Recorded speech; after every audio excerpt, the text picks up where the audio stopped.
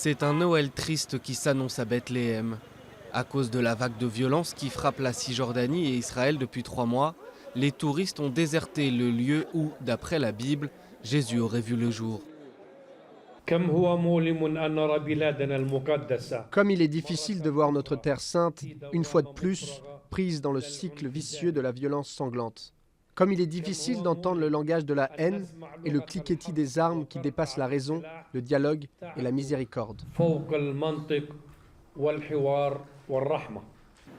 Dans la vieille ville de Bethléem, ce ne sont qu'échoppes vides, hôtels et restaurants désertés.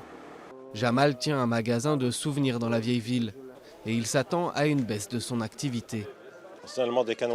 L'année dernière, la situation était bien meilleure car il n'y avait pas d'intifada et il y avait moins de barrages. Cette année, l'armée israélienne a installé beaucoup de nouveaux barrages, donc le tourisme diminue dans la zone. Ils leur disent qu'il n'y a que des terroristes à Bethléem. C'est pour ça que beaucoup de touristes pensent qu'il vaut mieux acheter leurs souvenirs chez les Israéliens plutôt qu'ici. Il y a quelques semaines, Palestiniens et militaires israéliens s'affrontaient là, à quelques centaines de mètres du centre-ville. 120 Palestiniens sont morts depuis octobre dans les violences et 17 côté israélien.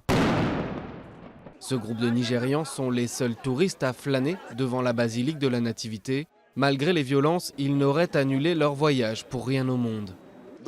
Ceux qui ont la foi n'ont pas peur de ce qu'il se passe. Si vous ne venez pas avec des problèmes, vous venez en paix. Vous recevez de la paix. Tout va bien.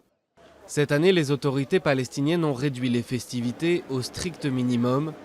D'après les guides touristiques locaux, le nombre de touristes qui arrivent par jour a été divisé par 10.